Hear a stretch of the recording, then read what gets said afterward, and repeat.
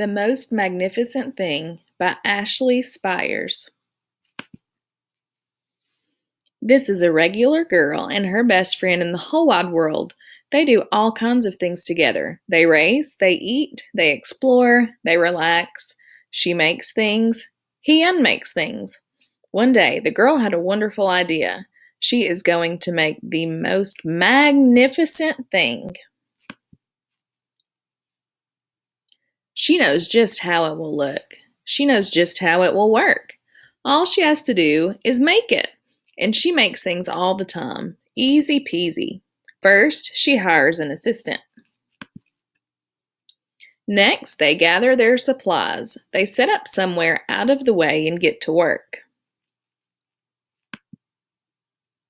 The girl tinkers and hammers and measures, while her assistant pounces and growls and chews.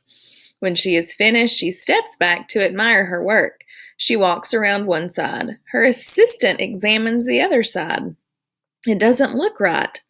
Her assistant picks it up and gives it a shake. It doesn't feel right either. They are shocked to discover that the thing isn't magnificent or good. It isn't even kind of sort of okay. It is all wrong. The girl tosses it aside and gives it another go. She smooths and wrenches and fiddles. Her assistant circles and tugs and wags. When she is finished, she stands up and takes a long look at it. Her assistant gives it a nudge with his paw. The thing is still wrong. She decides to try again. The girl saws and glues and adjusts. She stands and examines and stares. She twists and tweaks and fastens. She fixes and straightens and studies. She tries all different ways to make it better. She makes it square. She makes it round. She gives it legs. She adds antennae. She makes it fuzzy. She makes it long, short, rough, smooth, big, small. One even smells of stinky cheese, but none of them are magnificent. Her hard work attracts a few admirers, but they don't understand.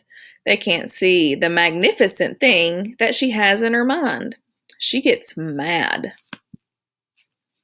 The angrier she gets, the faster she works. She smashes pieces into shapes. She jams parts together. She pummels the little bits in. Her hands feel too big to work, and her brain is too full of all the not right things. If only the thing would just work. Crunch! The pain starts in her finger. It rushes up to her brain, and she explodes. It is not her finest moment. I'm no good at this. I quit. Her assistant suggests a walk. It's not much help at first, but before long, she starts to feel different. Bit by bit, the mad gets pushed out of her head. As they stroll along, she comes across the first wrong thing she made. The bad feelings are about to start all over again. Then she notices something surprising. There are some parts of the wrong things that are really quite right. The bolts on one, the shape of another, the wheel to seat ratio of the next. There are all sorts of parts that she likes. By the time she reaches the end of the trail, she finally knows how to make the thing magnificent. She gets to work. She works carefully and slowly, tinkering, hammering, twisting, fiddling, gluing, painting. Her assistant makes sure there are no distractions. This is the perfect thing to ward off bears. This will stop that leak. This one is all wet. The afternoon fades into evening. Finally, she finishes. She alerts her assistant.